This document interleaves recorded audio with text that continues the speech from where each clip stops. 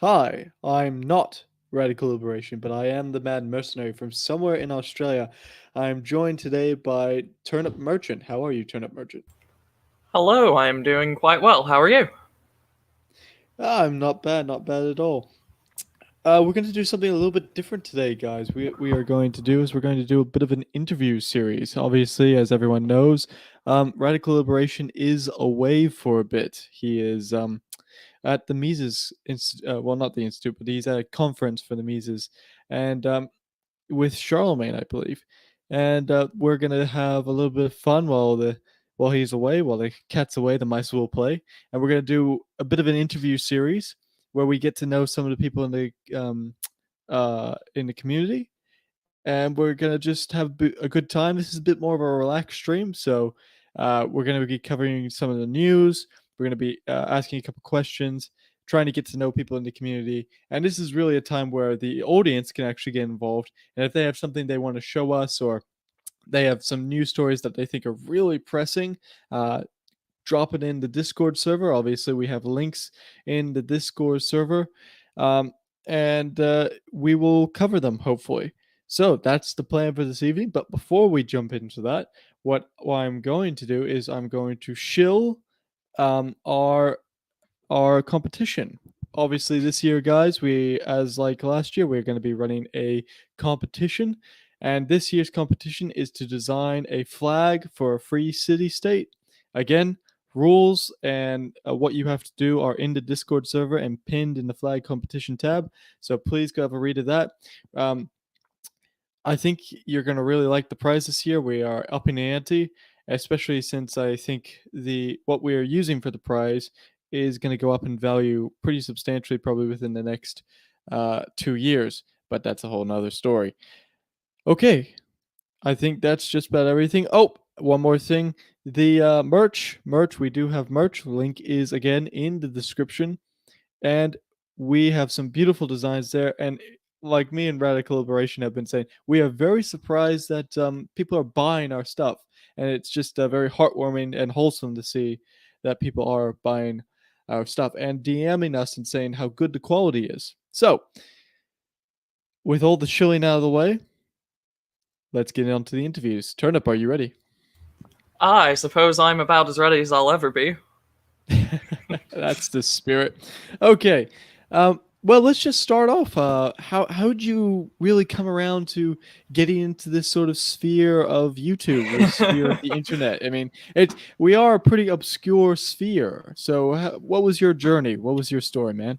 My journey goes something along the lines of when I got to my freshman year in high school, which was the first year, about 14 to 15 years of age. Um, I was I was big into listening to people argue about things, mostly economics. For some reason, I found it interesting, and I came across this one capitalism versus socialism debate that was about 3 hours long, and on that was Mr. Academic Agent. And from there, I started listening to his channel and just kind of got inundated with the sphere. About a year ago, I woke up one day and I wondered, well, I wonder if there's like a Discord community for this stuff because I would love to talk to people, and everything just kind of went from there. All right, that seems like pretty good story. So what really drew you to this sort of sphere? Was it the cultural aspect? Was it the political side? Was it the economic? Was it like what was really your interest um, around this sort of sphere?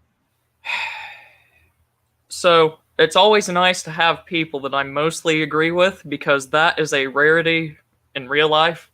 Um, from where I am, like people show you maps of Oklahoma and they're like, "Oh, it's all red, based Oklahoma," but in reality, the majority of people here are some form of socialist or neocon. So not much agreement to be had out here with me.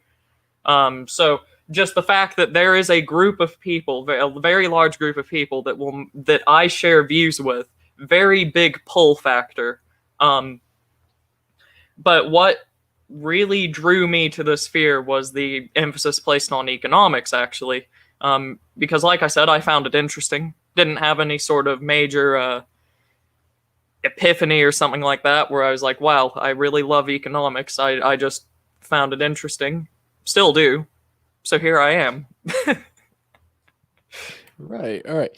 So, how do you think you've really developed since being in this sort of area of the internet? I guess. I mean, I often talk to a lot of people, and much of the journey over the past 4 or 5 years has really been going from this maybe more centrist opinion to really changing or having really 180s in their opinions.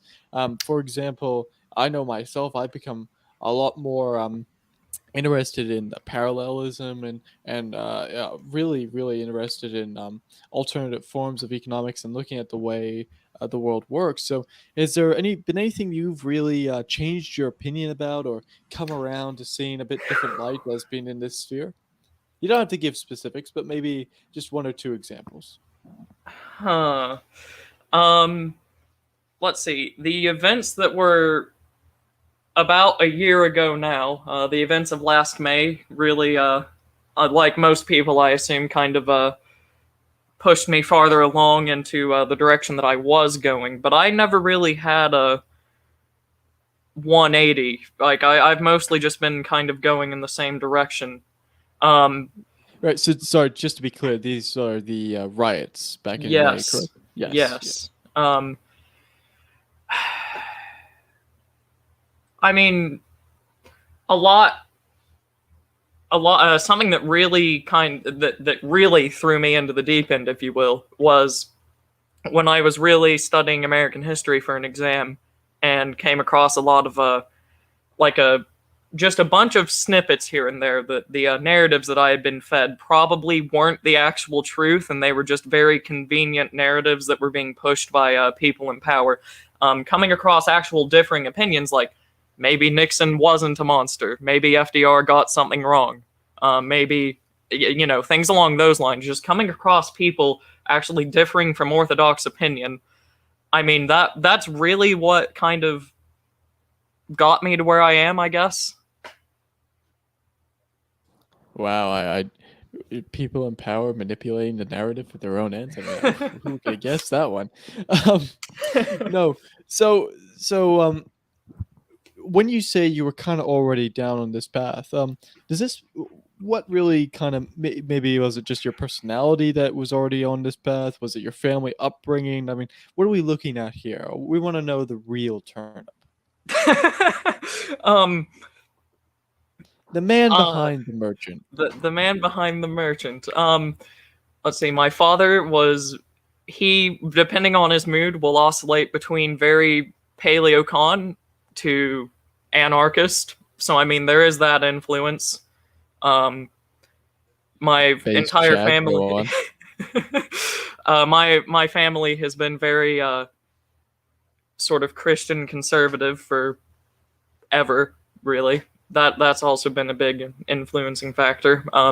The farther I was raised a lot by like my great grandparents, and they have sort of like the southern or midwestern skepticism of any government institution.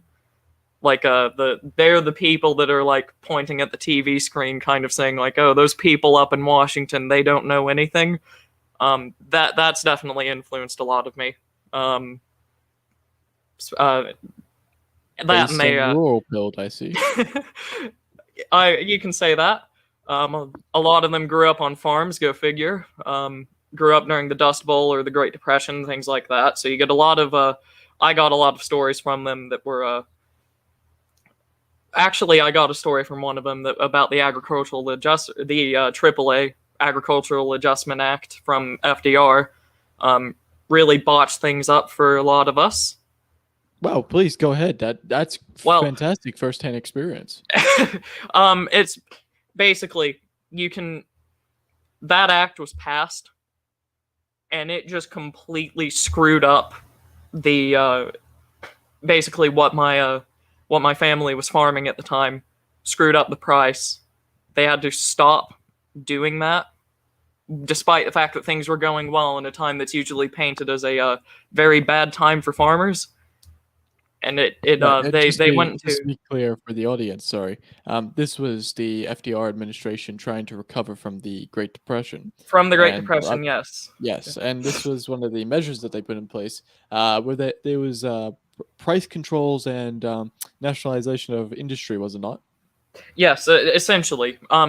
Basically, the FDR wanted to do his do what all politicians at that level want to do, and he wanted to stabilize prices to make sure that we got back to what the price of this and that food should be. Um, it's a complete load of horse crap, but he did this, and I mean, I'm sure that he might have gotten closer to what he wanted the desired price to be, but it screwed up a lot of the other a lot of the supply chain surrounding everything else. Go figure. Taxes went up as well. It was a very punitive measure towards a lot of farmers that were doing well. So if you just look at kind of like the balance of my family farm at the time, you kind of start going into the red after about 1933, until a lot of the measures get repealed or reversed or amended, because turns out very tyrannical move, very bad move, and it was a really it kind of disrupted a lot. I'm sure most people watching this will be able to extrapolate that if you do intervene or influence something something in the market that was doing fine on its own, or correcting itself or recovering on its own, you might be able to influence that specific thing that you are intervening in, but it's going to screw up everything else around it. Right. Okay. So, as we know from, well, history, that when governments interfere, they also interfere with uh, what you can use as legal tender and things like this, which I think we'll come on to a bit later, because we have some pretty disturbing news coming out from Janet Yellen and taxes and Mm-hmm. what you can use for trade. But I want to get back to you, Turner. Um, what what is it about this sort of fight? Because I see you on a lot of streams, and you're very knowledgeable, and you're very not worldly, but what's the word am I looking for?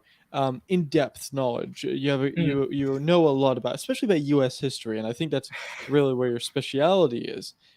How did you develop this for such a young man as yourself? How did you develop such a knowledge? Has it always just been this way? Has it always been something that you're interested in, or did it develop from some sort of other way?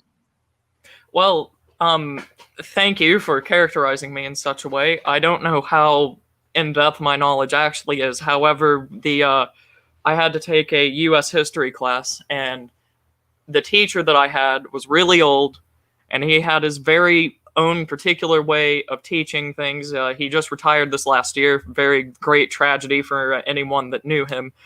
He made his students, including me at the time, read the primary sources of everything and then start writing about them instead of going through the textbooks or something like that. We barely used a textbook on that course. Like for an example, if we were talking about the Populist Party in the 1880s, he made us read the actual platform, like the original, just to sort of see what it was all about. Things along those lines. So So I went in. you didn't get a layer of interpretation or separation from the actual document. You actually were able to read the documents itself. That's quite a good thing to do, because obviously when you're reading about it in a history book, you're getting the interpretation of it from Interpretate that exactly. and that historian can obviously, and as we know from these days with the long march through the institutions, most likely is biased. Indeed. So if I am ever talking about a subject or a topic or a party or something like that, and you want to know what I would say to go and read, I would say go to the most primary sources you can find on the issue. Um, and that especially goes for political movements as well. Like if you read throughout history and you see these people made this political movement or this party or whatever, and you want to find out more about them, go to their platform, because you might come across something crazy, like say there was a certain Democratic candidate in 1932. We still have their platform, ran on he ran on a bunch of promises that most people in this chat probably wouldn't disagree with. But the man turned out to be FDR. So you can, and it also opens up a layer. You can see just how much these people lie to you. That's just an example, but well, folks, you heard it here first. If you want to learn about the Austrian painter, just read Mein Kampf. I mean, I'd assume that that's a large insight into him. Yes. Probably. Okay. So, what really I'm trying to drive at is you are, for someone who's been in the community for such a short amount of time, you really have had this astronomic rise in popularity. Now, well deserved, I might add. Well deserved. So now let's say there's someone in the community who wants to contribute more, who wants to get involved. Could you maybe put them on the path? What should they be reading? What should they be starting to do, in your opinion, to try and do more? What do you think? Oh, that's a very large question that very much depends on the person in question. If most people have a specific talent that they are going to be good at, it might be music, it might be design, it might be something else. It's a very basic answer, but I don't know what more I can say to that question. It would just be find what you're good at and apply it as much as you can to people who might have use for it. Online, in real life, doesn't really matter. Just actually applying what you can do is usually good. Okay, that sounds like pretty good answer. On that sort of strain of thought, in the future, what do you think? I know this is kind of a stock standard question, but what do you think we're going? And what do you think our kind of sphere can do to perhaps influence where this world is actually going, and how we're proceeding in the future? Because I'm a big believer in actually getting up and doing something. I think people have seen my tweets and my messages in the Discord server, which you can join in the link below. I have been more advocating people getting up and doing something, rather than just sticking on the online realm. Because I think if we just stick on the online realm, we're going to face disaster. And you have to actually get up and secure yourself, secure your family, make actual relationships, not just online, but offline, and get around a community that will support each other when times get hard, because I think times are going to get hard. And so what I'm thinking is, what do you see as the future, and do you think that's the right approach, or do you have an alternative? I can hardly see the future, but I can tell most depending on where you are in the world, finding a good congregation or something along those lines is definitely a good thing to join and start contributing to. Especially if we are headed for some sort of collapse, which we probably are. If not societally, then at least through economic means. Having a very close group of people that you do agree with and share some sort of belief with higher than just material, definitely a great thing to have. And if it's financial, help each other out with poverty. If it's societal, defend each other. Things along those lines. So I would definitely, and it doesn't have to be a congregation. I would say that you can get your own group together and essentially start becoming what we would see as monks at the collapse of any empire where monks can be found. Okay, so would this be a form of parallelism, or would this still be within the society? It's definitely parallel, but it's not brazen enough to become a target, I would say. Okay, so kind of like the Amish then. Not to particularly focus on the religious aspect, but if we think about the perhaps one of the videos that our good friend Charlemagne made, he made a video called "No Exit," Yes. and essentially groups like the Amish are uh, parallel, quote unquote, to the majority of society, but they are still they're not viewed as a threat because they're not armed, they're not politically active. Would so this not to bring in a religious element, but would this be kind of what you're talking about here? Um, yes. I would just advise you, however, don't make yourself as well known as the Amish are, because you don't want to become a target yourself, but you also want to be ready. You want to have people, you want to have resources, you want to be independent yourself, so that you can, so that when the time comes, you can actually act. But I don't know if becoming as well known as, say, the Amish, is perhaps the best idea. Right. Okay. That sounds fair enough. Um, Now, going back to the idea of where do you think we're going, what would be your ideal sort of future if you could have control for 5 minutes and change history? What do you want to see? What's your vision? Do you want my ideal future, or do you want what I would do if I had power? Now, let's go ideal future. Let's be optimistic here. I like um, optimism. whew. I mean,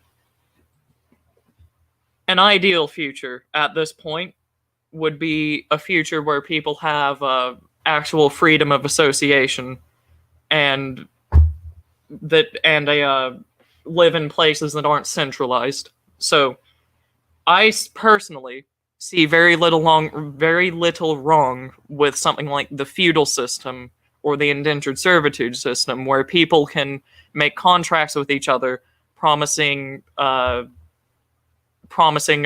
defense or land or something along those lines, in exchange for fealty or whatever. That seems like a perfectly fine system to me. And some people call it LARPy or whatever, but it seems to be the best form of a to me it seems to be the best form of contract societies, feudal system or the indentured servitude system, which we saw in the colonial era, where in exchange for shipping people over to the New World, they would be promised, after a certain amount of work, land or firearms or food or clothes or whatever. Society going back to being based around either of those just seems very ideal to me. Okay, so that's pretty cool. Um, So, is there anything else you want to add? Maybe something that I haven't asked, or maybe something that you think is important to add while we're trying to get to know the man behind the merchant? um, I mean, uh, if you really wanted to see if there are people that are actually interested in me at all, which why would you be? Seems a bit insane. I would say definitely join the Discord, Don't because it's disparage yourself, man. join the Econ chat Discord. Very good place, very good people. Yeah. Oh, Okay. and I might also say, if you do make your way through the Econ chat Discord and you notice that there are people moving to the new servers that we have set up around Element, I might ask you to join the new Musicians Guild, which has temporarily been put on hold while I am doing college applications and scholarship work, but will come back online very soon. If you can play an instrument, have played an instrument, yeah, things along those lines, if you can sing, we would definitely love to have you, because we would actually like to start producing our own music. Something that the right wing throughout the last 100 years, something that it has lacked, is actually producing its own music. With the left wing, you see, like, the Soviet Union pumped out music.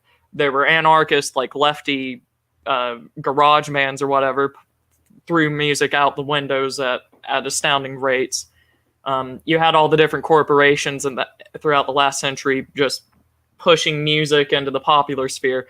The right wing never really did that. It stayed with the traditional and the classics, which is great, all good, but it never produced more, which it can. There's no reason not to produce more. We have a lot of talent. We just need to utilize it. So that's what we are trying to do. Right, and so this is actually a very good point. I saw someone pointing out in the comments. Music is a very important part of your life, is it not? Oh, yes, yes, it is. Right. So let's talk about that for a bit. How'd you start? What do you play? And I know you're working on some intro songs for a few channels. So how are those Ooh. going? Um, okay. I started playing the trumpet when I was in 5th grade. I would have to actually think about what age I was at that time. A little bit later, a couple of years later, I picked up the piano. Um, I can, in the past couple of years, I've started singing tenor in a few groups. And something that we were trying to do with that Musicians Guild was starting to make intro music, anthems, as someone has put it, the things along the exit music for a lot of the streams that are going on in our sphere, Econ chat, AA's 3 streams that he does weekly. We've been trying to make music for those, just as a kind of, just to get our kind of to get our feet wet, start producing things, see what we can do. That's what we are hoping to do right now. Okay, so we're expecting a full brass band with orchestra and everything by the end of the year, Well, right, Turnip? Well, we do. I think we do have the resources for full brass band. What we do not have at the moment is strings and woodwinds, and any drummers are also very well. Any drummers are also welcomed as well as any brass players. We will take anyone that is willing at this point. Okay, well, you guys heard it here first. We are desperate for drummers, and what were the other two? Sorry. Anyone. I'm not going Okay. to. I'm not going to segregate. Yes, we will take anyone in this sphere that can play music and is willing. Okay, if you want to do that, join the Discord server and then join Matrix from there, because we can really actually move into the space with music, as Turnip was describing. It's one of those areas, unlike film, music is one of those areas that's a bit more open to having the right come into it. Now, Turnip. Yes, Mr. You Merc. want to do some news? Or do you? Yes. We have a couple options here. We can do some news. We can continue just having a bit of a chat, or we can do something that I think you had a couple things you want to bring up. So, which way are we going? You know, You are the adventurer, and you have 3 paths in front of you. I've been seeing a lot of talk about a worldwide corporate tax rate, and Yes. every time I read this, I have to scoop my brain off of the walls because it has just exploded from the insanity of such a proposal. So I say we start with that. All right, hold on. You seeing that? Still loading on my end. Okay. There we go. Okay. We're getting into news. Janet Yellen wants to overhaul corporate taxes for the whole world.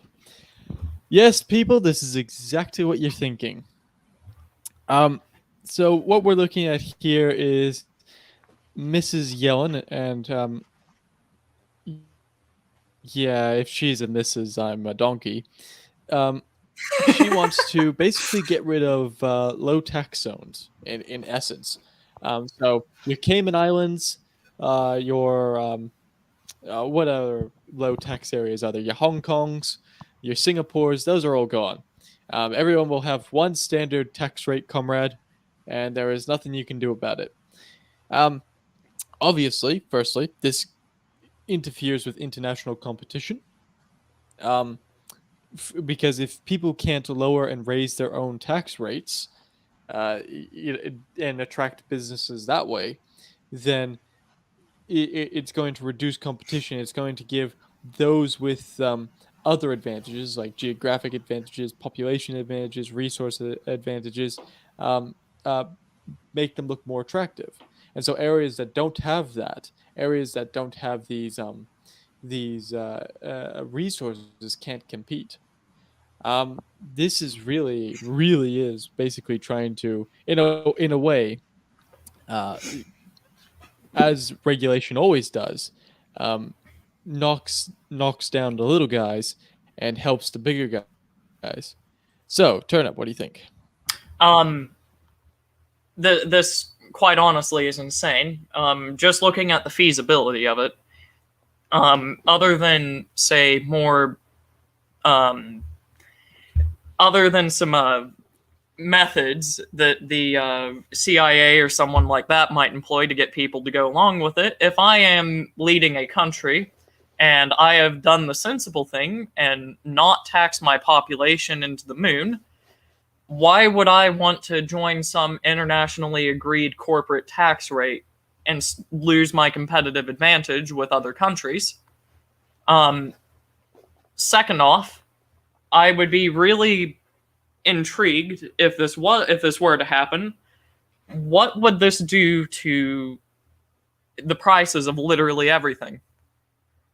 Because what we are doing here is, this sounds great to your average socialist. We're finally getting the rich guy. But if there is a guaranteed tax on everything, prices are going to go up to make up for that, or there's going to be less of something, there's going to be less people employed, something like that. I would just love to see how much chaos this would wreak upon the world. But Turnip, hold on. If we get more tax money, government has more money. If government Yeah. has more money, line go up. If government has more money, it throws it into the Middle East. But yes, line goes up. Yes. This sounds like a great way. Hey, someone's got to build those bombs that have Black Lives Matter on them to bomb Syrian children. I mean, it's only proper that they should give their lives so that line go up. Yes, I'm sure that like the people that will starve as a result of just the price increases, the lack of material or product or whatever going around the world, the lack of trade resulting from this, and just the monopolies that are going to form off the back of this. This is a guaranteed bar to entry for everyone worldwide if this goes through. I'm sure it was worth it. I mean, right. What we are looking at. This is one of the things I. Sorry, go on. Go ahead. What we are looking at. I interrupted you. Go ahead. What we're looking at here is an internationally backed, just oligarchy world that's going to come out of this. Because if we do get an internationally agreed corporate tax rate, it's only going to go up.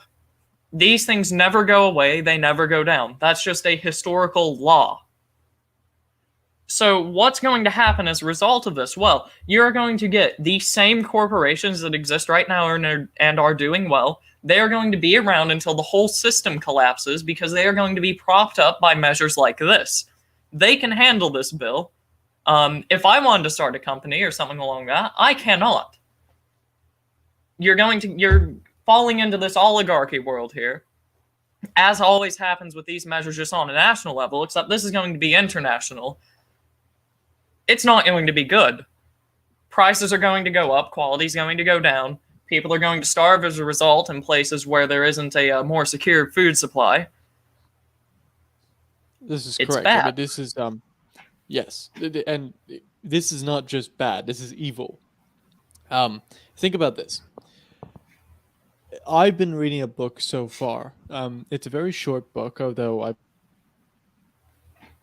go back over it a few times to really let it sink in my head. It's called Red Symphony. Symphony. And Yes. It's about a. Have you ever heard of it? I saw you talking about it the other day, and I looked into it a bit. Yes, it's about a for those just who don't know, it's a conversation between the former USSR ambassador to France and a NKVD agent.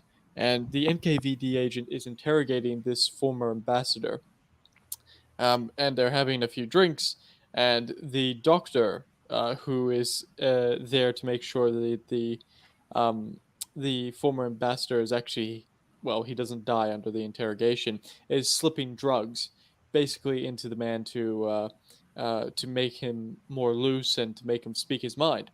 And in that book, the former ambassador, he talks about how international finance and the international Comintern are the same side of the sorry, are two different sides of the same coin. And what he means by that is they have intrinsic uh, cooperation, if you want to call it that way, or they have aligned interests, and they often, although they're enemies, they often work together. And so there's also a few other things about that in there, and he goes into more detail. But I think this is a great example of what that book is talking about. And it's, I believe, page 19 or 20, if I remember correctly, where he talks about this, if anyone's going to pick it up. But he talks about this. And when I look at stuff like this, by implementing a global and international tax rate, minimum tax rate, I kind of see it what he's talking about. This is finance, international finance controlled by a very select group of people working towards its own aims that actually empowers the international Comintern by adding more regulation, greater control to the government. This is insane to me, but it is happening. So, what do you think? Um, I think that that's spot on, to be honest, and I think that there is a distinction to be made here. Whenever we throw terms around like international finance or something like that, um, it's not. We aren't talking about literally anyone that makes a transaction in general. We are talking about very specific government-backed entities that have a very vested interest in making sure that the most unholy elements of the world rise above what should be there rightfully. Um, with this, in case anyone has missed like the sort of reasoning that we were using, say this does get implemented, we have a international corporate tax of 30% or whatever, on just corporations in general. Apple, Amazon, all these major industries, they can take that hit. The people that cannot take this hit is going to be the smaller corporations or something like that could have been a competitor to them, but now since they cannot afford to pay this tax and expand, are going to collapse, stagnate, be relegated to their region instead of expanding out. They're going to suffer for it. Meanwhile, Apple, Amazon, whatever, they just got one less competitor, plus all the other ones that have had all the other competitors that have had the same thing happen to them as the one in the example. It's literally just guaranteeing oligarchy across the world. And it might seem very far-fetched for something like this to happen, and I would have two responses. There is nothing that the CIA or any arm of the United States government won't try to make sure that they can exert some sort of influence like this. And also, once upon a time, taxing people's income was just as insane. And to any reasonable person, it's still insane. But this is just like the next step along that line. Oh, well, we've taxed people's income. Why don't we just bring this to the international level? It's the same sort of wackiness, but we tax income. Right, and this is kind of comes down to when the income tax in the United States was brought in, wasn't it Temporary measure. it was a temporary measure that would Yeah. only affect the very wealthy, and it would Yeah. only be 1 or 2%, correct? Yep. Yep. Yep. Yes. And what is it currently? Something like Insane. It can 30%, go up to 40% in some cases. 40%. Wow. Yeah. In some cases, So yes.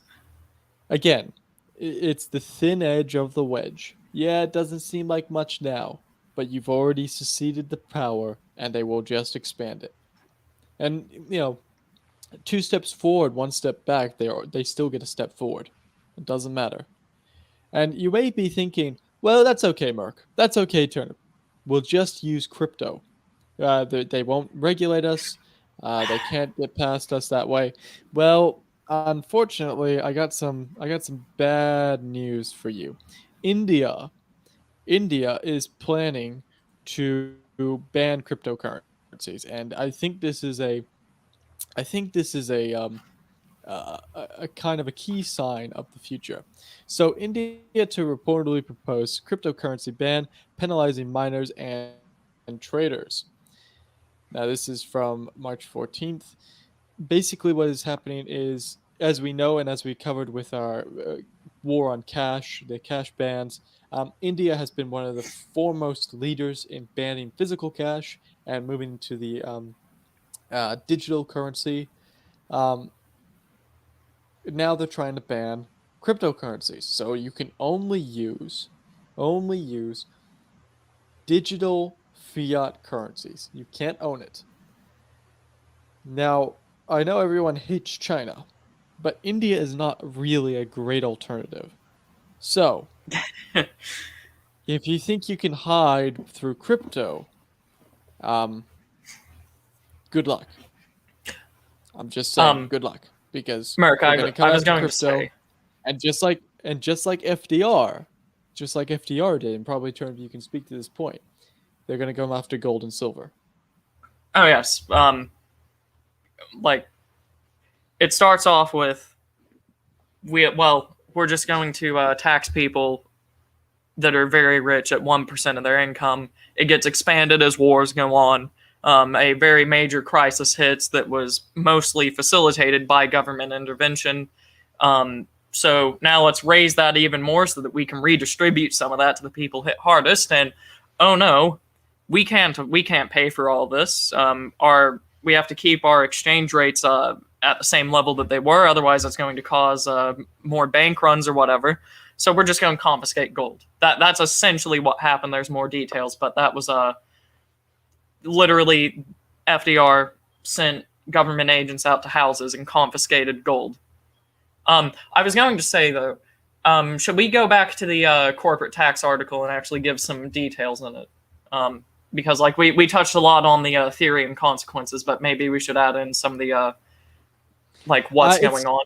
it's just a proposal at the moment. So It is, yes, yeah, but Yellen is just working, basically, just to give a bit of a more detail about it. Yellen is essentially just working on it and talking with a few people about it.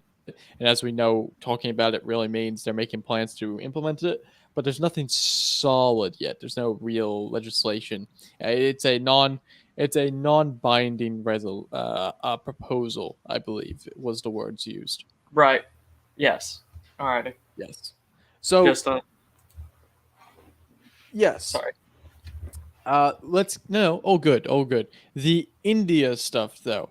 What are your thoughts on the banning of crypto? Are you a crypto guy? Are you a gold guy? Are you a fiat guy? Um, um, are you a base barterer? What are you? Return well, to barter. well, I don't feel like I should relegate myself to just one of those. Gold and crypto are both very good in my mind. And I have vested interest in saying that about both of them. But bartering's also pretty good. For instance, if I were to say grow turnips and exchange them with someone else who has grown something different, it's a usually very good exchange. I see no reason why. I see no reason why we can't just maybe extend that to a few. The guy's right. I see no reason why we couldn't extend the bartering system to, maybe a bit farther something a bit more than gardens. Perhaps come up with some medium of exchange after that, like maybe gold or silver pieces, things like Well, that. we could back these turnips in gold and silver and have them exchanged in value. Just random thought. Um, yeah. So maybe this is a bit of a point we can touch on. Maybe in the West, because in the West we haven't really, and let's be honest here, we haven't really used barter as a main system for a while. But maybe Well, barter would be something more to bring back. I know in Eastern cultures, it's more about the negotiation, it's about the haggle, and it's about the back and forth. And, there's a bit of more barter involved in those societies. Now, I'm not saying it would be more economically efficient, but maybe on a cultural level, it might be good to bring that back in because it makes people think about what they're giving up a bit more and what they're exchanging. Because in the West, I know really we kind of just look at, oh, it's money. That's why it has value. Well, why does that have value? Because it's money. They don't think past that point. Whereas maybe barter would bring it back a little bit more home. What do you think about that? I might say, if you do, I mentioned congregations earlier in this stream. If you do barter with people inside of a congregation, there's a fair bit of psychic profit to be made out of that, as well as that more than makes up for any monetary value that you might not be extracting from any deal you make. It's I think personally, if you can barter with someone and just exchange this for that instead of I'll pay you this or something along those lines, bartering will. It's kind of a sign of higher trust. So, and as well as a charity as well, if you are giving away something that you might see as higher value for something that you might see as less value, is I think it's not a terrible thing to maybe start doing, as well as keeping precious metals or cryptocurrencies backed up for yourself. Should take myself off mute there. Um, yeah, and maybe we should think about the black market aspect. Obviously, you can't fully ban something. For example, we understand this through prohibition. We understand this through the drug war. We understand this through the continental system with Napoleon. You can't totally ban something and have 100% compliance. So maybe one of the possibilities here is that in India, again, cryptocurrency just becomes used by, well, criminals again. I remember in the early days of crypto, um, much of it still is used by criminal organizations as a medium of exchange, rather than um, rather than it being used as it was intended by normal people. And so maybe this is what it reverts back to, because it's banned by the Indian government. Um, Now, I would like to say it's very hard, especially if you have a hardware wallet. It's very hard for the government to get a hold of your crypto. It's very much like a physical asset like gold or silver. You bury it in the ground and the government can't find it. Whoop de doo. Um, so perhaps people should I just want people to be aware that this is what's happening in India. And India, remember, was one of the first one of the first nations that implemented the cash bans that we are now seeing across the Western world and across the financial sort of thought. So let's just be cautious of this as maybe another canary in the coal mine as what's coming down the pipeline. Now, I know that the Biden administration has been talking very heavily about implementing regulations on cryptocurrencies. Turnip, do you know anything about that, perhaps? Nothing specific. I've just heard a few sort of virtue signals from him saying that as long as it's not regulated, it's facilitating criminal activity and things like that. Things that you might hear in a public school from the tax-paid demagogues that you are subject to. Well, public sector unions, especially the teachers' union, they're not criminal organizations at all. No, no, not at all. Okay. Just to give a few details about this India ban. It's just proposed at the moment. It has not passed, but I think I'm pretty sure it will pass. Um, I'm also pretty sure that this will have very significant effects on the price of cryptocurrencies. So, for example, if law abiding Indians sell off their cryptocurrencies and there's a flood of, um, of Ethereum and Bitcoin and Dogecoin onto the market, um, it could drop the price. Um, on the other hand, if you have Indians who do not want to comply and they try and buy up as much cryptocurrency as possible before the ban is implemented, um, the price could go up. So, what the price will do, who knows, but it could move very significantly if this legislation is passed. Um, Now, for the specific legislation itself, I believe the Indian government has said it's going to give people, it's not going to be a straight up ban straight away. They're going to give people some time to sell off their Bitcoin or their Ethereum or whatever. And then after a certain predetermined date, you will have hefty fines and imprisonment if you still hold on to any cryptocurrencies after that date. So, that's India. Turnip, anything else to add? Um, I mean, I how are they looking to enforce this is the question that I would have, because if say if you prohibit something like alcohol, that's very easy to find. Cryptocurrency, on the other hand, very hard to find. I would love to see the Indian government's proposed measures of enforcing this. Right, and I think this is going to be pretty inept enforcement, to be quite frank. I mean, look at VPNs. Um, I know VPNs really can make you mask and go to a different country. So if you're buying cryptocurrency, I mean, just turn on a VPN. I mean, now you're in, I don't know, Malaysia, and now you're allowed to buy cryptocurrencies. So it's going to be interesting to see how they actually enforce it, especially if you hold it in a not in a wallet, but you hold it in an account with an exchange. So, and that's not based in India. How does the legality work around that? I mean, you technically don't own it. It's still in the account with the exchange. So it's not within Indian jurisdiction. It's going to be On the very other interesting. hand, I might say if this does start happening in the West, it might seem pretty insignificant, and it also might seem like they can't enforce it. However, that's just an admission that the government's just going to start searching anything digital that you have now because it's in the law. I can see that as kind of like the floodgates opening if they tried to bring that over here. Right. Like they obviously do it already, but if they put it into law, they don't have to hide it. Right. Right. True. Very true. Now, from bad news to kind of good news, I guess. Poland. Poland. What can we say about Poland, Turnip? Poland is uh, based as ever. Poland is if I can find it, where the hell is it? I'm stalling. Turnip stall. Well, what we can say about Poland is it has a very great historical legacy to keep up, which is safeguarding Western civilization from those who might seek to destroy it.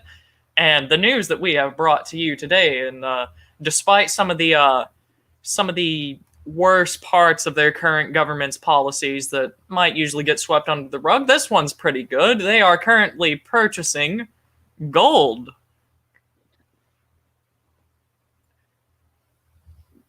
It's insane to Yes, me. they are An purchasing actual, a vast quantity of gold. yeah, a government is trying to acquire gold. They're It's yes. So, Poland central bank has added more than 100 tons of gold between 2018 through the first half of 2019, and they're looking to add 100 more tons of gold to their reserves over the next couple of years. So again, based Poljik, he is the base. The basis of Poland is just off the charts. If you've ever seen Polish politicians going off at the EU, I highly encourage you to go and watch that because it is incredibly funny. Um, Now, Poland is interesting because I believe Mickey the Fourth is has been talking to us on the Discord server, which you should go and join. Um, Basically, Poland is starting to nationalize a lot of its industry. Bad Poland, but on the other hand, is buying gold and is trying to be more secure in its financial situation. So it's a mixed bag of good and bad for Poland, but I mean, let's congratulate a government when it does something right. Having gold reserves is a good thing. So, what do you think, Turnip? Based Um, Poland has returned. Winged well, hussars coming down from the mountaintops. like most things in real life, I don't know if Poland is the dream country that it's made out to be. As you said, nationalization of industries. That's about one of the worst policies that you can have in regards to that whole. Like, you can subsidize things or protect them, but usually if you nationalize them, that's when things really go downhill. On the other hand, though, an actual state or government buying gold um, gives me hope that we can actually see a return for support of a gold standard among other countries, if it's not already implemented there. I just kind of assumed that there was some sort of a gold policy in Europe, or in Poland rather, since it's purchasing it at such high quantities. But I am not sure on that. Could very well be the other way around. It's just I want to see a world where gold is actually back at where it should be, backing up various different currencies. Well, gold is it's subjective in value, as we know from subjective value theory. Of But course, gold yes. is usually is what was has precedent in the past for being the reserve. And Yes. so we actually have some quotes here. Quote, oh, get out of the way. Quote, gold is the most reserve of the reserve assets. It diversifies the geopolitical risk and is a kind of anchor of trust, especially in times of tension and crisis. Now, with the world heating up, with Russia starting to be on the prowl, with the world financial situation looking very shaky, and we'll get onto that in a moment, I think Poland is doing the right thing here, and it's being honest. The world situation is very precarious. Tensions are starting to heat up. Um, People don't know what the future is going to look like. Now, I'm not suggesting there's going to be a war or anything, but I am suggesting that we are going to go through some pretty hard economic times. So, Poland, despite what it may be doing wrong on its industrial front, on its reserve front, is doing pretty good. I think that's quite self-evident, and we should be congratulating and encouraging banks. Well, no, we don't want to encourage banks because we want to ultimately get rid of central banks, but we should be congratulating good behavior and sound economic policy. So, well done, Polish central bank. You have done something that we have known about for the last 200 years. Well done. Well, Okay. in a time where the in a time where the states of the United States, Great Britain, Germany, and all these other places are embracing modern monetary theory, I think that someone actually purchasing gold is just a breath of fresh air in of itself. Correct. Correct. And what our next article is actually quite interesting. Now, the Mises Institute recently released an article um, dunking essentially on MMT. So, MMT is fake economics, and they have a whole YouTube video online for it, and you can go through all of the charts and stats. Unfortunately, I haven't had a great amount of time to read this article in detail. I have watched the video though. The video is very detailed. It's very good. Um, Essentially, MMT destroys your purchasing power. MMT is essentially money printer go burr and then just doesn't end. Um, they explain it much greater detail than I ever could. So please go read that article. I think it's good for everyone to understand the flaws in the MMT. especially thinks I think this is what's really going to be pushed as the solution and the answer to our current economic problems, just much like how FDR tried to get us out of the Great Depression by nationalizing industry. MMT will be seen as the great savior to help when economic times get hard. Okay, and speaking of economic times getting hard, oh sorry, my apologies. Turnip, did you have anything to say on MMT? Um, it's basically if you just apply every principle that we have, if you print money, it's, inflation's going to happen. And as a result of inflation, which is, you know, literally the money supply increasing, you're going to have you're going to see what always happens. Prices are going to increase. We've seen that numerous times throughout history, and as a result of that, you can kind of infer from that people aren't going to be getting what they need to.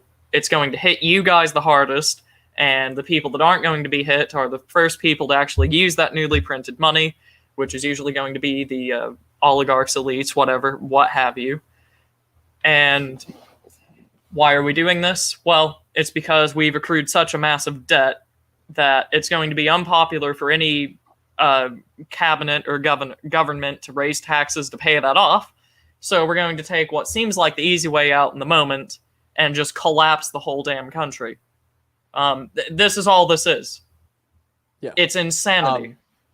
So just on that point, what Turnip is talking about there, the official name for it is called a Cantillon effect, where certain people get newly printed dollars first, and thus get the benefit of those newly printed dollars before before they flow out into the rest of the economy. So if there's $100 in the system, and Turnip, you're a merchant, and I give you $10 to go and spend in the economy, you're going to get the benefit of that $10 before prices have adjusted. So, Yeah. and as we know with the Fed, where do they pump all this money through? They do it through open market operations, and they buy government bonds and they buy treasuries, and the people who get the benefit are the financial institutions. And so this is why we have been seeing the absolute rise in the asset bubble. So while COVID was happening and all the stimulus was being pumped into the system, the stock market went up, even though the economy, obviously the real economy, was suffering due to lockdowns and the government mismanagement. The stock market went up. So this is because the asset prices were inflated due to the fact that these people who got the newly created currency spent it on assets, on financial assets, and then this has started to filter through to the real economy. By the way, the Trump checks and the stimulus checks of, I believe they're $1,400 per person now. They're also a form of inflation, because where do you think we're getting Yes. the money from? The only thing about this is that it's going to be a more direct form of inflation, that you will see normal prices rise, because it's not having to flow through the financial institutions first and work its way down through Main Street. It's going straight to Main Street directly. And so you're going to see prices rise. So think about this. If you have now in Austrian economics, we talk about lower order goods and higher order goods. Higher order goods are obviously, for example, your raw materials like iron ore or wheat, and then the lower order goods are the finished goods like bread or an iPhone or a microphone or whatever. You know, these are the finished goods that have with the materials being used, the lower order goods. If you pump money through the financial institutions and they start to filter down, filter down, filter down, the price changes and the inflation will be first seen in the higher order goods before they're seen in the lower order goods. Whereas if you're doing a stimulus check that to goes directly to the citizenry, you are going to see the inflationary effects immediately um, have affect the lower order goods, because they don't have to filter down through the economy so much. Does that make sense? Yes. Yes, that does make sense. Right. Okay. Um, so that's the inflationary effects that will probably happen. This is the Cantillon effect, and it's quite destructive. Cantillon basically set the stage for France to undergo the revolution. Um, Remembering that he profited from the French basically investing in the Americas, and the Americas basically drove the French economy broke, and he got out like a bandit, and everyone else basically became bankrupt, and he was killed in the street. And this economic situation, this economic stagnation that you often hear about in the from the history channels, started with this. It started with Cantillon, and so I'm not saying that we're going to have a revolution in the streets because of this, but it's going to be quite dire. I Um, mean, that might the be way preferable at the this way in point. which I didn't say that. You said that. I just want the Feds to know. I did not say that. So the way in which we measure inflation is CPI, Consumer Price Index, and it's a basket of, for anyone who doesn't know, this is a basket of goods. So we take like home prices, car prices, the price of vegetables in the store, the price of tinned meat, the price of electronics. We take this basket of goods and we compare one year to the next and see if the price in aggregate has risen. And we compare and contrast and all this sort of stuff. The problem is that the government has changed the what is in the CPI constantly, so it doesn't have consistency, and it can basically say, "Well, no, we don't have high inflation. What are you talking? It's inflation's only like 1.4%, 2%. What are you on about?" Whereas private CPIs, people who do this privately, have been measuring um, the same CPI basket since the stagflation in the 70s, and where the government's official statistics are between 1.4 and 2%, the unofficial private ones are measuring about 9%, 10% inflation. So I would just be very wary to anyone who's looking at the government statistics on inflation and saying, well, inflation's only this. Just have to be very careful about that, because you're assuming that the government is honest in its way it's calculating CPI, and I don't believe it is. So that was a long tangent. Oh, but it was very enjoyable. It was indeed, and from out of the furnace into the fire, what we're going to move on to is the Fed. Now, Turnip, what's your relationship with the Fed? Um, well, they unfortunately print the currency that I have to use in most day-to-day interactions. Uh, and in doing that, they have printed so much of that Indeed. currency that I am losing my purchasing power by the second. And now, on top of that, the snakes are trying to cover up their tracks so that they can just keep doing that without getting essentially without getting noticed. Correct. And money printer is going burr again just within months of the Biden administration. So I'm going to zoom in here for a second. We don't need to worry about 2008, 2009 because that was Obama. All right, let's have a look at this. If it wants to load. Come on.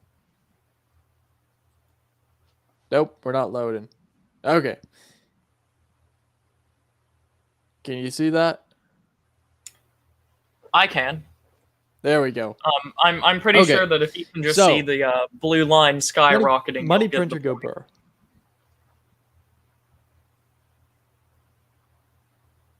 Right. So what we're looking at here is the Fed's balance sheet, total assets, obviously.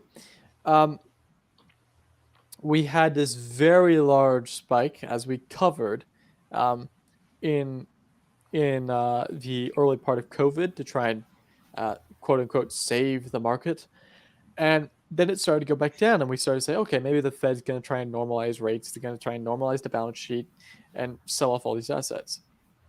Well, no, they're going back up again, and we're going to rocket to the top. Electric Avenue. We're going to go straight to the top because we are at a new record high of $7.693 trillion.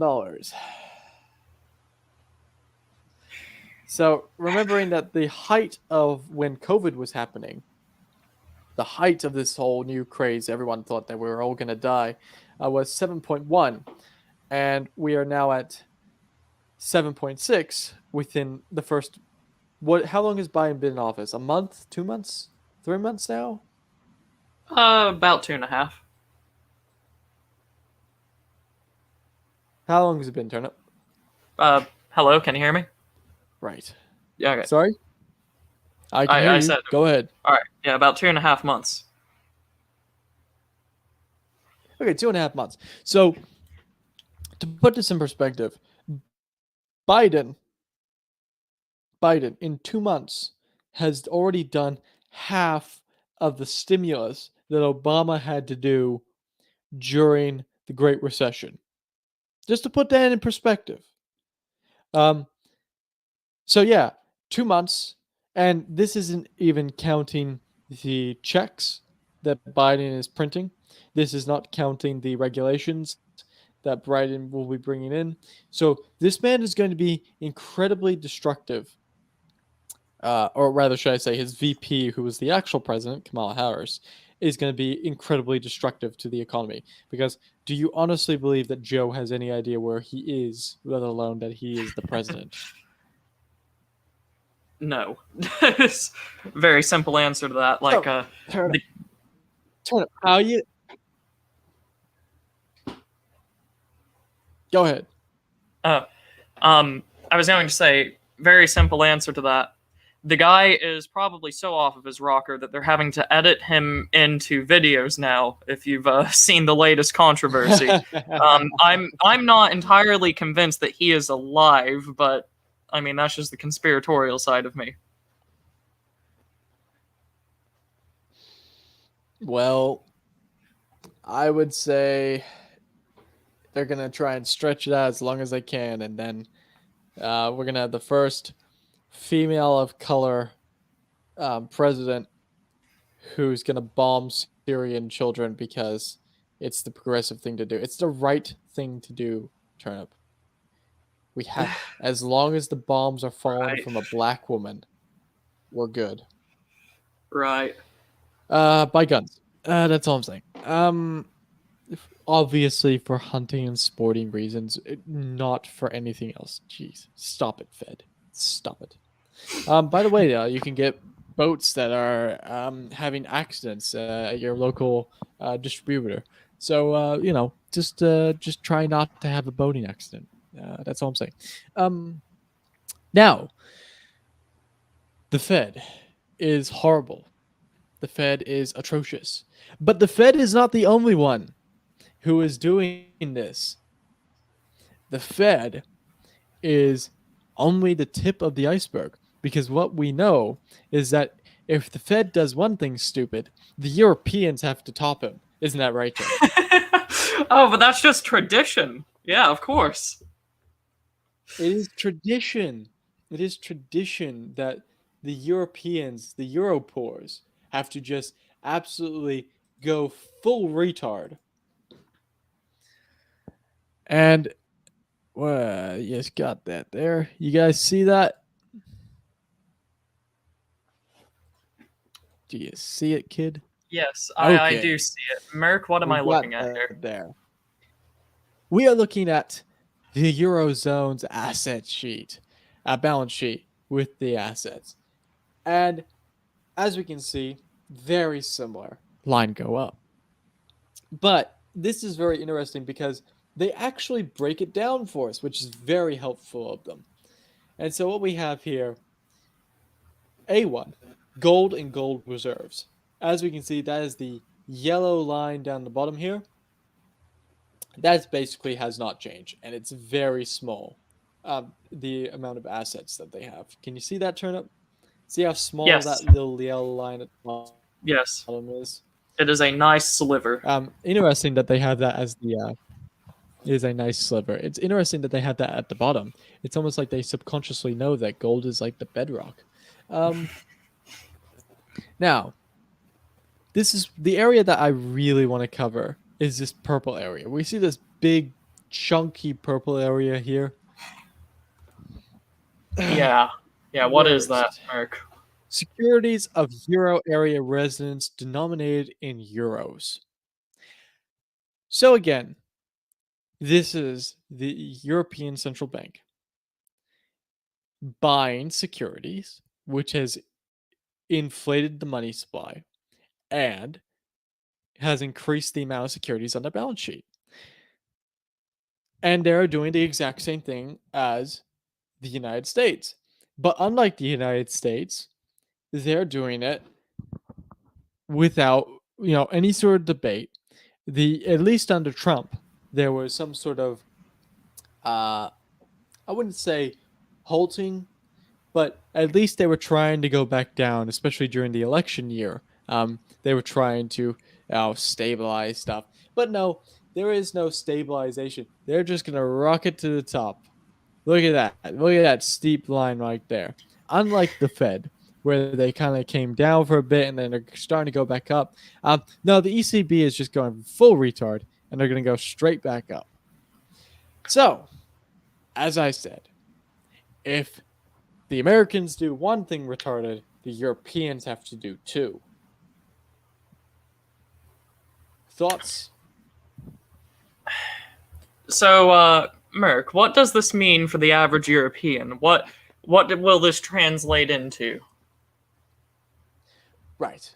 And very much as we were talking about, with the Cantillon effect, we won't see immediate inflation. Although it's been a year now, so who knows? We won't see immediate inflation, but we will see the price in stocks and bonds go up continuously until they don't. Especially bonds, as we saw in the United States market. So, as we were saying last show, the central bank has been buying bonds and T bills and what have you. And this has been driving the price of these up. So, for anyone who doesn't know, when you have a bond, you have its yield and its price. And the yield and the price have an inverse relationship. So, let's Right. say a bond is has a maturity value of $1,000. You can buy it for $950, and whatever the percentage difference between 950 and $1,000 is its yield percentage, right? Okay. So if you buy a lot of bonds and the price starts to go up, the yield is going to become smaller, correct?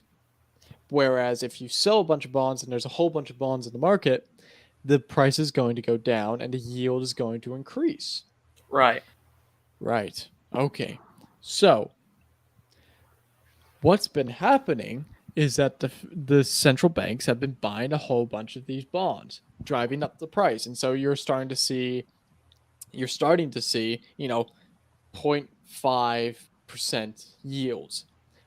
But in recent weeks, the yield has been increasing because if and remember, if you buy at $950, but the price then drops to like $925, you've made a loss of $25.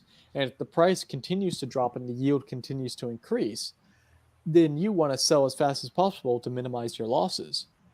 And so Right. what we've been seeing over the past couple of weeks is the bond yields have been increasing and the price has been dropping, and people, it's kind of like a snowball effect. Once one thing sort of starts, it starts to catch on steam and people start to sell and sell and sell and sell. This is how you start to have a fire sale. And so what's been happening is the Fed has said, well, we're just going to continue to buy bonds to drive the price up and keep the yields down. But if they continue to keep the yields down and the price up and keep trying to buy these bonds, they keep injecting new capital into the system. Remember, they're buying these bonds and they're giving cash in return. So they're putting more cash into the system, which is inflating the asset bubble. So they're caught in a catch-22. Either they continue to buy these bonds and inflate the asset bubble to where it will eventually crash, or they stop buying the bonds and the yields increase and the price dips, and then there's a crash in the bond market. They're caught in a catch-22. Right. So So we this either sounds have high inflation and a crash, or we just have a crash. Yeah, this sounds to me like the modern iteration of the South Sea bubble with the United or with Great Britain. I believe that would have been early 1700s. 100%. Yeah. Um, this seems all 100%. too familiar to anyone that has ever read anything about that story. Even to the like insane escapades that the government is going through to make sure there isn't a crash, which in turn causes a larger crash. And I don't know why this lesson never gets learned. It has happened already about 25 different other times in history, but for some reason we're going for 26. Now, well, if we all crash together, it'll be 26, but I'm expecting well over 100 because, every individual economy is going to crash. I mean, for example, we pointed out on last week's show that the Australian RBA, Reserve Bank of Australia, is doubling its purchases of bonds. Now, the only reason you do that is to keep yields down and to keep the price up. And as Chris Primer points out very, very correctly, get ready for yield curve control. Because if the yield curve begins to go up, then the crash happens. It's just the end of it. And so the Fed has said, and other central banks have said, well, no, we're not going to do yield control. But what choice do they have? They have to do yield control. They can't not do yield control.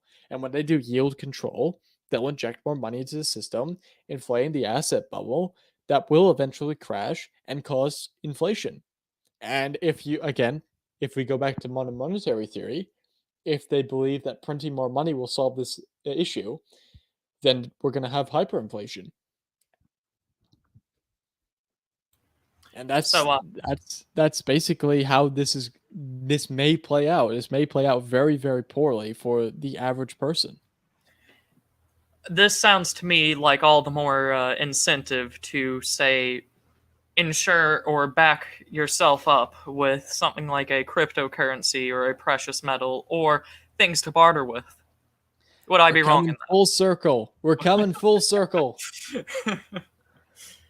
We're Yeah. breaking the conditioning. So, how quickly do these crashes usually happen when a bank does something insane like this? Or do we not know because they've never done something this stupid before? Right. So let's go to Weimar Germany, for example. The Weimar Germany was took 9 years. So there was not 8 years of kind of gestation and worrying about the system for a bit, and then there was 1 year of crash and hyperinflation. So it took a while. It did take a while. I'm not saying this is going to be overnight, but when it did happen, it happened like that. It happened so quickly. It goes back to the old adage, right? How did you crash? Well, slowly and then quickly. It goes straight back to that. So, as Austrian economics shows, you don't know the time or day, but you can predict the how. I see. Well, um, this prognostication that we've received here becomes all the more scarier when you realize that there are forces in the elites trying to make this international, like say through an international policy standardizing these effects and bringing it to literally every poor schmuck across the world. Right. This doesn't seem like a very bright future, Merc, that's been laid out here. Well, no, it's not. Well, it's bright for the people in charge. You'll own nothing and you will be happy, Turnip. Don't you know that? You will own nothing and you will be happy. But no, for the individual, it is not good news. For the individual, it is going to be very, very hard times. Um, and the only thing I can really say is as I've been harping on about, and this brings us again full circle, and I think we'll close on this. Get prepared. No one is going to look out for you if we crash. No one. Only the people who you have made friends with, only the people you have met, only the people who you are in good relations with, only your family, and only yourself are going to look out. And unless they're one of those people, you're on your own. And in fact, the government will actively hamper your efforts to protect yourself. So, get financially stable, get physically fit, get mentally prepared, and have those relationships in order to rely on because you're going to need them. Okay. I think that about wraps us up. Turnip, do you have anything to add? Um, I I would like to say thank you for having me on. Hopefully, RadLib is happy with what we have done here today. I would be very disappointed in myself if we have made a mess while he is gone. But on a I know. on a diff- The cat's away, the mice will play. That's all I'm saying. all right. On a different note, I might also say to anyone watching this who's not on the Discord and anyone that is in the Discord but not particularly active, I might encourage you to join and start communicating with us a bit more. Very nice server. Thank you very much. Guys, you can go Turnip, I believe you have some sort of channel being started up. Am I correct in saying that, or am I off base? That is correct. Yes. It will Okay. primarily deal with American history, policy, people, events, things along those lines. Alrighty. Looks good. When that comes up, make sure to go give them a follow. Make sure you join the Discord server. Remember, we are running that competition, and the prize is going to be silver. How much? It will be at least what we did last year. And if you know anything about what's happening in the silver market, the price of silver might go up soon. So just look out for that. Anyway, guys, have a good one. Thank you. We know this is a little bit different. We know that this is not our usual show; it's more of an interview/news show. But we want to try and branch out and get to know some of the people in this community and expand ideas and see what makes people tick and who they are. Anyway, have a good one, everyone.